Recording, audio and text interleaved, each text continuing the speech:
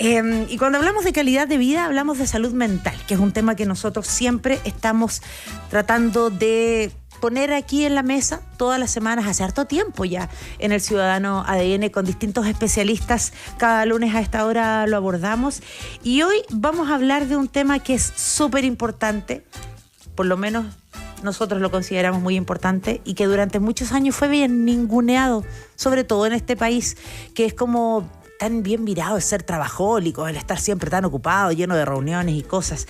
¿Qué pasa con el ocio? ¿Por qué moralmente castigamos el ocio? ¿Lo miramos como algo malo en vez de valorizarlo? De pensar que ocio es estar echado en el sillón rascándose el ombligo, tal vez. ¿Perder el tiempo es ocio? No. Queremos hoy día desmitificar todas esas miradas y valorizarlo desde la perspectiva profesional para entender que nos puede llegar a hacer mucho bien, sobre todo en las situaciones de salud mental que hemos estado en el último tiempo. Está con nosotros el psiquiatra del Centro del Ánimo y la Ansiedad, Nicolás Hayes. ¿Cómo estás, Nicolás? Hola, buenos días, Sandra. Bien, gracias. Nicolás, ¿por qué tanto tiempo hemos creído que el ocio es malo, que no es bueno decir? De hecho, cuando uno quiere insultar a otro, le dice, ¡ay, que eres ocioso!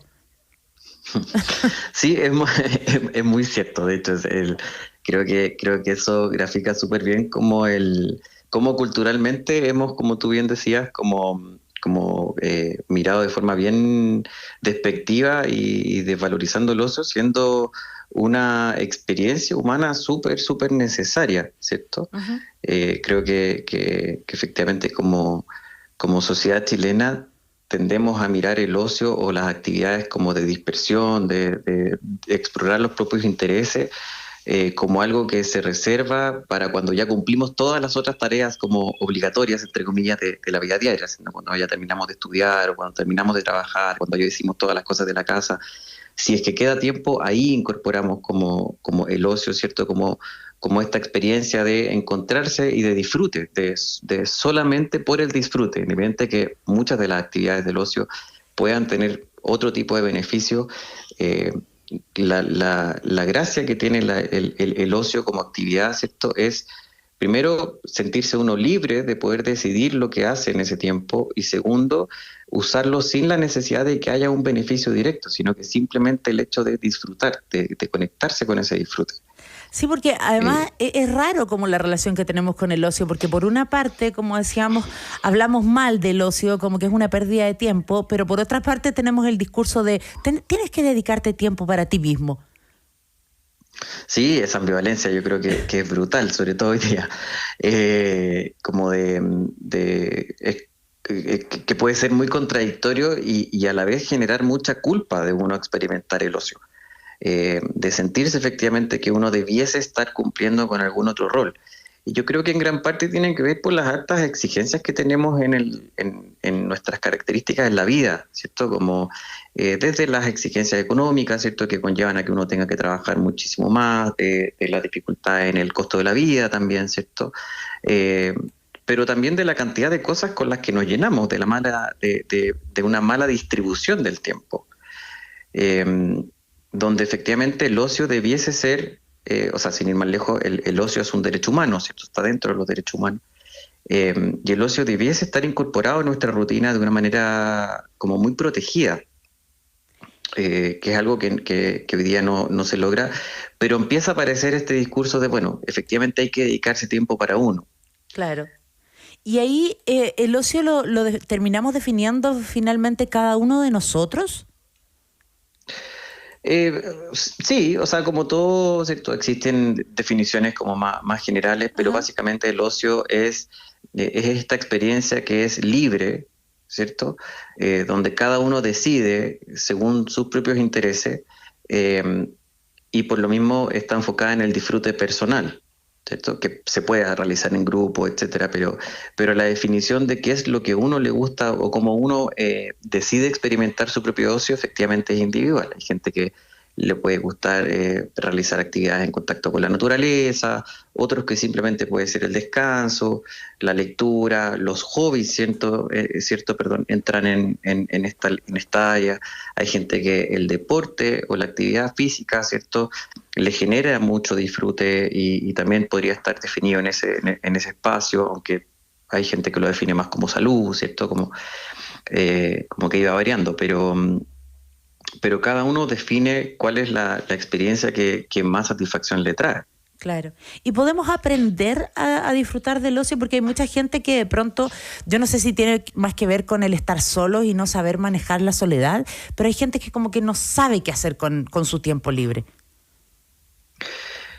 Sí, yo creo que ahí volvemos un poco a los temas como culturales, ¿cierto? De cómo hemos postergado el ocio, los espacios de dispersión, de disfrute, a tal punto que hoy día cuando nos enfrentamos a los espacios para poder hacerlo no sabemos qué hacer, como de no conocer nuestros propios intereses o gustos. Yo creo que hoy día el trabajo quizás que hay que ir haciendo es incorporarlo como una parte necesaria del día a día, y que permita ir primero abriendo espacios para conocerse uno, para saber qué son las cosas que a mí me gustan, y en eso empezar a desarrollarla.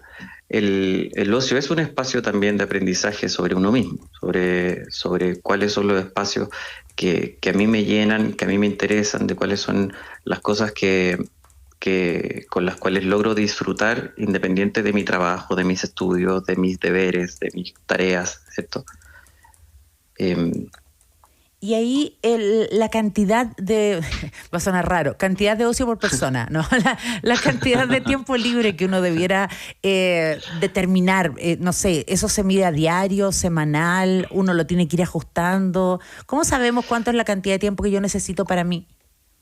Sí, yo creo que ahí, bueno, va a depender mucho de cada uno, ¿cierto? De cómo cada uno se pueda ir adaptando y también entendiendo que hay realidades muy distintas. Lo principal es, quizás más que cuánto tiempo se le dedica a la vida, es ir entendiendo de que el tener estos espacios de ocio, ¿cierto? No solo sirven para disfrutar el momento, sino que mejoran la calidad de vida en muchos aspectos y con eso también conlleva a un aumento en la eficiencia de cómo usamos el tiempo en las otras cosas, ¿cierto? O sea, un ejemplo como bien gráfico es porque en el fondo los universitarios, ¿cierto? De cuando tienen exámenes, en el fondo como de vivirse y estudiar unas jornadas eternas, ¿cierto? Donde se posterga todo lo demás, con el temor, ¿cierto?, de no alcanzar a cubrir todos los contenidos para esa prueba. Pero en la práctica lo que uno ve es que cuando uno sacrifica estos espacios de ocio, la eficiencia del aprendizaje disminuye. Y eso también pasa en el trabajo. Por lo tanto, uno pudiendo quitarle un poco de tiempo a estas otras actividades, ¿cierto?, como desde el deber, y dedicárselas a tiempos de disfrute, mejora la eficiencia en esos otros espacios. Entonces yo creo que lo principal, más que saber cuánto tiempo dedicar, primero es perderle un poquito el miedo a dedicarle tiempo al disfrute personal y quitárselo de las otras responsabilidades, porque eso sí mejora la eficiencia en esas otras áreas. No sé si se entiende. Sí, porque de hecho había estado leyendo que existe hasta un síndrome del ocio que tiene que ver con esas personas que como que no saben cómo evadirse o cómo desconectarse. ¿Tendrá que ver eso también con que precisamente estamos en el otro lado de la balanza hoy por hoy con mucho estrés, con mucha ansiedad? Sí, sin duda. Hoy día, como hablamos recién, es difícil atreverse a darse estos espacios.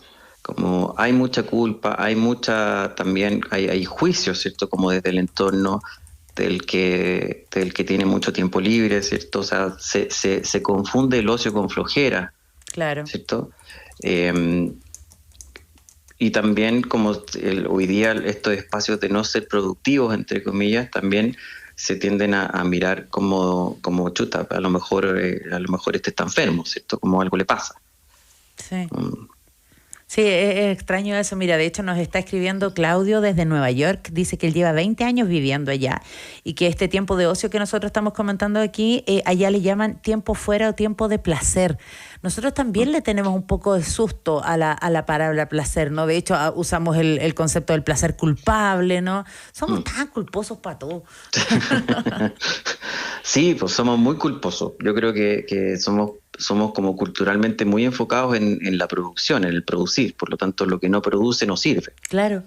Y nos cuesta. Yo creo que hoy día estamos generando ese cambio, como de ir mirándonos un poco y darnos cuenta de que a lo mejor hay otra forma de funcionar, hay otra forma de hacer las cosas en las cuales uno puede ser actor de su propia vida. Yo creo que eso también es importante, como los espacios de ocio son espacios de de nosotros ponernos como protagonistas dentro de lo que de nuestra propia vida. Ya no le rendimos a alguien, no le cumplimos a otro, no producimos para alguien más, sino que son espacios simplemente de reencontrarse con uno. Este espacio es para mí porque a mí me gusta y eso motiva, ¿cierto? Y ayuda a poder lidiar con las otras como vicisitudes de la vida, en el fondo. Sí, pues eso es súper necesario tenerlo claro. Estamos conversando con el psiquiatra del Centro del Ánimo y la Ansiedad, Nicolás Hayes. Nicolás, y por ejemplo, cuando yo ya me voy a tomar vacaciones, ahora que estamos en la quincena, recambio. Pensemos ahora en las personas que precisamente ahora tienen el recambio y vienen con un nivel de estrés y ansiedad así muy grande y van a tomar vacaciones. ¿Tengo que hacer, no sé, algún tipo de ejercicio? ¿Tengo que hacer algo? ¿Qué puedo hacer para bajar primero ese nivel de ansiedad y luego empezar a disfrutar? Porque me imagino que tiene que haber como algún tipo de puente entre una cosa y otra. No es como que yo, estoy de vacaciones, listo, ya estoy disfrutando, porque no es tan así, no es fácil. No, hay gente que tiene ese superpoder, pero no es. Sí, pero como no la es gente lo que se queda habitual. dormida al tiro. Es increíble. Sí, sí. Yo creo que hay que conversarlo aparte. Pero en general lo que uno sugiere es de que primero efectivamente se logre hacer una desconexión real. Yo creo que los cambios de espacio sí son importantes. Hay gente que decide, ¿cierto? Por las posibilidades que tiene, quedarse, ¿cierto? Y tener vacaciones en su casa, que es una opción súper válida. Pero efectivamente ahí se dificulta, perdón, hacer una desconexión un poquito más real. Yo creo que los cambios de ambiente, cambios de espacio, sin duda, generan o ayudan mucho a generar la desconexión. Lo otro tiene que ver con asumir que las vacaciones también son un derecho y que por lo tanto uno tiene la posibilidad de desconectarse completamente del trabajo. Yo creo que es apagar los grupos de WhatsApp que hoy día son súper invasivos, ¿cierto? Y uno desde la misma ansiedad de mantenerse siempre conectado, a veces igual en vacaciones termina leyendo los grupos o contestando los WhatsApp. Yo creo que una súper buena herramienta es silenciar los grupos o archivarlos, ¿cierto? Así como también dejar como los correos en respuestas automáticas, cosa de no estar revisando los correos durante las vacaciones. Dentro de lo posible, por supuesto, pero yo creo que hacer esos ejercicios sin duda que ayuda a generar una desconexión mayor. O sea, al principio muchas veces incluso genera ansiedad, como chuta, ¿qué pasa si pasa algo y me necesitan? Bueno, estoy de vacaciones, como que este es mi espacio, así como comentaba, ¿cierto?, el auditor de Nueva York, ¿cierto?, como estos espacios fuera. Las vacaciones son un espacio fuera muy evidente, ¿cierto?, y que habitualmente no lo respetamos tanto. Igual de repente respondemos a algún correo, recibimos alguna llamada, si algún colega tiene un problema lo ayudamos en las vacaciones y eso igual nos dificulta poder desconectarnos. Además que básicamente igual siempre dicen que nadie es indispensable en su trabajo, entonces podremos tener 15 días para desconectarnos si no somos indispensables, ¿no? Sí, pues. Digamos, Sí. básicamente eso. Ya, y una vez que las personas que nos están escuchando a lo mejor no tienen la costumbre, están recién pensando en tanto los que están de vacaciones como los que van a empezar con este ejercicio que hemos estado conversando de empezar a dedicarse tiempo para ellos mismos, ¿qué les recomendarías? ¿Partir por qué, por ejemplo? Uy, difícil la pregunta. Yo creo que así como de vacaciones, tú dices, así como O sea, empezar como a desconectarse. aprovechar sus tiempos en qué, porque por ejemplo, como somos buenos para culparnos, también somos bien buenos para juzgar, y hay quienes a lo mejor disfrutan mucho estando echados en el sillón mirando una serie, y el de la le dice, ay, pero ¿cómo estás perdiendo el tiempo? Ándate a caminar a un cerro. Bueno, cada uno buscará su forma, ¿o no?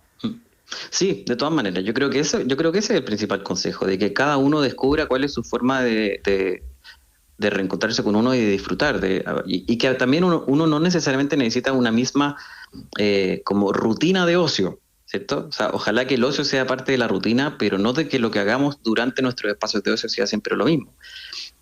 A veces uno efectivamente puede estar muy cansado y echarse a ver una serie o echarse a nada, como de Claro. repente estar tirado nomás, a Exacto. veces es suficiente. Y está bien, yo creo que perderle el temor al juicio, o sea, si ya nuestros espacios están comprometidos por este temor al juicio, como que mientras estemos ahí, bueno, ser nosotros nuestros únicos jueces en eso, como a mí me gusta esto y por lo tanto lo voy a hacer, y cada uno tiene sus propios intereses, sus propios gustos, y el mío no es más válido que el del lado, ni el del lado es mejor que el mío. Y, Eh, y saber, perdón, pero no, y saber ir como escuchándose, como ir leyendo el cuerpo, como qué es lo que pide el cuerpo, como que a veces pide descanso, bueno, y entonces hay que darle descanso, a veces pide irse a comer algo rico, bueno, démonos esos gustos, esos disfrutes, evidentemente siempre con cuidado en la salud. Pero... Sí, porque a mí me lo piden muy seguido. Sí. Oye, Nicolás, pero es súper importante también a lo mejor darse cuenta que en esos tiempos podemos aprovechar de hacer cosas que durante el resto del año no hacemos tanto, como por ejemplo a lo mejor en esos grupos de WhatsApp donde tenemos amigos, donde tenemos familia, ir a verlos o juntarnos a tomarnos un cafecito, un helado, ¿no? A lo mejor ese contacto directo, estrechar lazos, puede ser un bonito tiempo de ocio utilizado. A lo mejor ese libro que tenemos ahí hace mucho rato y que no hemos podido leer, lo podemos aprovechar, o ir al cine, o ir al teatro, que hay tantas actividades hoy por hoy, o ir a andar en bicicleta, las cosas que nos gustan y que nos dan satisfacción, que a lo mejor no le dedicamos tanto tiempo en el año, puede tener una buena oportunidad ahora, ¿no? Eso también nos ayuda como a hacernos sentir como más felices, a mejorar incluso nuestra autoestima, porque nos estamos dedicando tiempo a nosotros mismos. Cortarnos el pelo. Sí, sí, y también como aprovechando esta época del año donde hoy día hasta las 9:30 de la noche todavía hay luz, ¿cierto? Sí. Aprovechar de compartir, yo creo que juntarse en la familia, ¿cierto? Yo creo que los que tienen hijos, ¿cierto? Poder de reencontrarse con los hijos en otros espacios, de repente compartir estos espacios de ocio como en familia, ¿cierto? Con el núcleo más íntimo, permite también ir conociendo, afianzando los lazos, ¿cierto? Mejorando los vínculos, conocer también, porque los hijos crecen tan rápido, ¿cierto? Poder darse espacios para vivir como estos roles desde el disfrute también, como vivir, por ejemplo, la maternidad, la paternidad, pero desde espacios más lúdicos, desde espacios de encontrar formas de disfrutar en conjunto. Y que no se le peguen las malas costumbres a los más jóvenes, porque mira, aquí nos escribe la Pau desde Pedro Aguirre Cerda y nos dice que su hija, que es universitaria, se demora como 3 semanas en desconectarse porque siente que está perdiendo el tiempo si no estudia. No, pues, está haciendo pensar en otras cosas a su cerebro, señorita, utilizando el cerebro para otro tipo de habilidades blandas que también van a servirle mucho, ¿cierto? Sí, y habilidades blandas y no tan blandas también, como Exacto. También hay gente que disfruta al aprender de otra cosa, Exacto. como de algo muy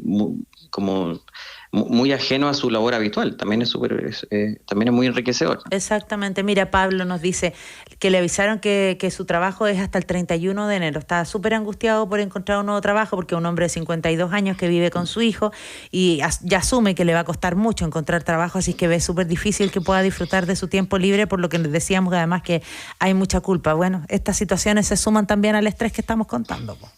Sin duda, sí. Nicolás Hayes, psiquiatra del Centro del Ánimo y la Ansiedad, muchísimas gracias por conversar con nosotros. Gracias a ustedes, que estén muy bien. Muchas gracias. Los temas que importan están aquí en Ciudadano ADN Modo Verano. La voz de todos para todo Chile.